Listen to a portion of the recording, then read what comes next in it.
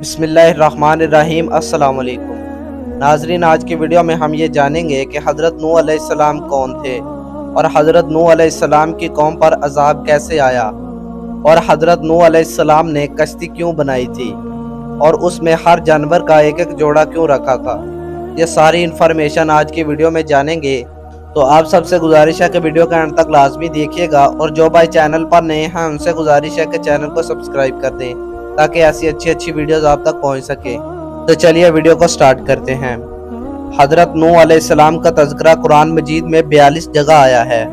حضرت آدم علیہ السلام کی اولاد دنیا میں خوب بڑی، آہستہ آہستہ یہ خدا کو بھولتے گئے جس نے اسے پیدا کیا تھا اور جو ان کا پالنے والا ہے، اور شیطان کے بہکاوے میں آنے لگے جس نے حضرت آدم علیہ السلام کو جنت سے نکلوایا تھا۔ شیطان کے بہکاوے میں آ کر یہ لوگ بتوں اور آگ، سورج وغیرہ کو پوجنے لگے اور ایک خدا کے بجائے مٹی اور پتھر کے بہت سے خدا بنا لیے۔ اپنے ہاتھ سے اپنا خدا بناتے اور پھر ان سے مانگتے، حالانکہ یہ مٹی اور پتھر کے خدا اپنے لیے کچھ نہ کر سکتے تھے، ان کے لیے کیا کرتے۔ اللہ تعالیٰ نے جو اپنے بندوں سے بڑی محبت رکھتا ہے، اس کو یہ کبھی گوارا نہیں کہ اس کے بندے شیطان کے بہکاوے میں آ کر اللہ کے علاوہ کسی اور کی عبادت کرنے لگے اور اس کی سزا میں مرنے کے بعد دوزخ میں جلیں۔ اللہ تعالیٰ نے حضرت نوح علیہ السلام کو اپنا نبی بنا کر بھیجا۔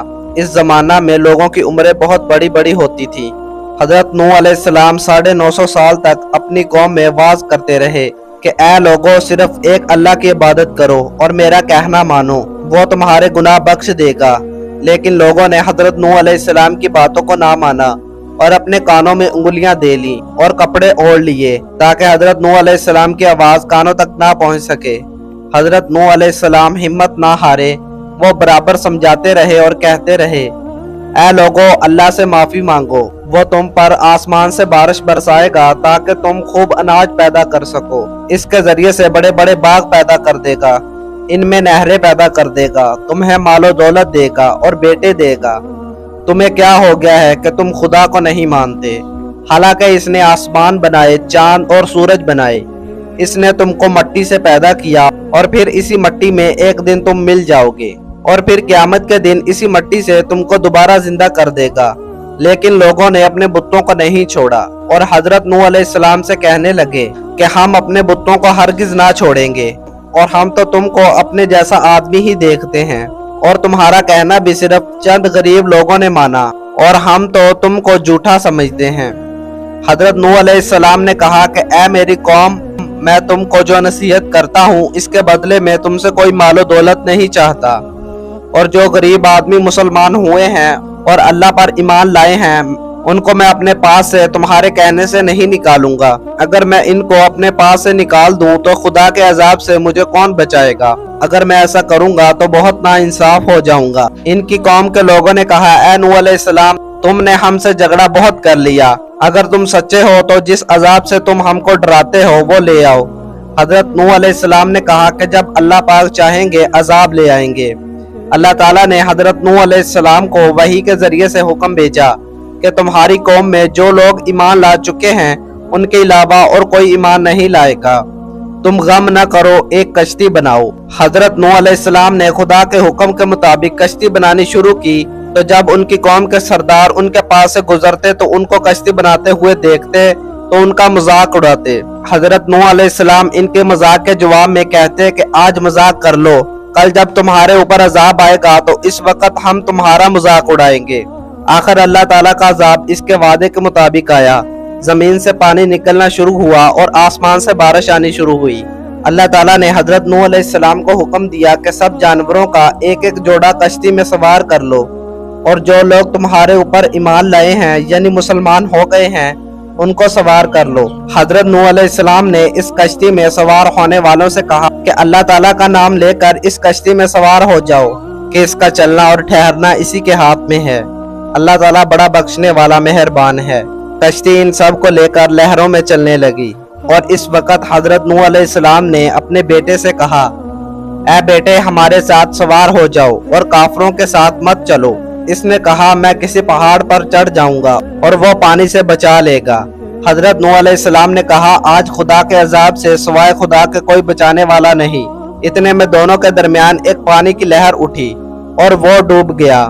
फिर अल्लाह ताला ने ज़मीन को हुक्म दिया कि अपना पानी निकल जा, और आसमान को भी हुक्म दिया कि पानी बरसाना बंद कर दे, यहाँ तक कि पानी खुश्क हो गया और तमाम काफिर दुनिया में ख़त्म कर दिए गए। हज़रत नूह अलैहिस्सलाम की कश्ती कोहे जूदी पर ठहरी। हज़रत नूह अलैहिस्सलाम ने अपने परवरदिगार से अर्ज किया, ऐ मेरे रब, मेरा बेटा भी मेरे घर वालों में से है और आपका वादा सच्चा है। यानी हज़रत नूह अलैहिस्सलाम का मतलब था कि ऐ अल्लाह ताला, आपने वादा फरमाया था कि तेरे घर वालों को इस तूफान से बचा लूंगा, फिर मेरा बेटा क्यों डूबा? तो खुदावंद ताला ने फरमाया, ऐ नूह, तेरा बेटा तेरे घर वालों में से नहीं था, क्योंकि इसके अमल अच्छे नहीं थे। मैं तुझको नसीहत करता हूँ कि ऐसी बात ना कर जो तेरे इल्म में नहीं। और ये बात हज़रत नूह अलैहिस्सलाम के इल्म में ना थी। हज़रत नूह अलैहिस्सलाम ने अल्लाह पाक से तौबा की और अपने कहने की माफ़ी चाही। अल्लाह ताला ने इनको माफ़ कर दिया कि ऐ नूह, हमारी तरफ से सलामती और बरकतों के साथ उतर। इसके बाद हज़रत नूह अलैहिस्सलाम की उम्मत से दुनिया बसी और आहिस्ता आहिस्ता उनके बाल बच्चे आबाद होते गए। ये सब लोग खुदा ताला की इताअत करते रहे। जमाना गुजरता गया और आहिस्ता आहिस्ता शैतान ने फिर बहकाना शुरू किया, तो ये लोग अल्लाह ताला को भूलने लगे। इस वाक़या से हमें क्या सबक हासिल होता है? हज़रत नूह अलैहिस्सलाम जो अल्लाह ताला के इतने बड़े पैगंबर थे, अपने बेटे को उसके बुरे कामों की वजह से अल्लाह ताला के अजाब से ना बचा सके। इस तरह अगर हमारे माँ बाप अल्लाह के कितने ही वली क्यों ना हों, अगर हमारे अमल अच्छे ना हो तो वो हमको अल्लाह ताला के अजाब से ना बचा सकेंगे। हमको अपने बुजुर्गों के नेक अमल का सहारा नहीं लेना चाहिए, बल्कि अल्लाह और इसके रसूल सल्लल्लाहु अलैहि वसल्लम के बताए हुए कामों पर अमल करके नेक बनना चाहिए।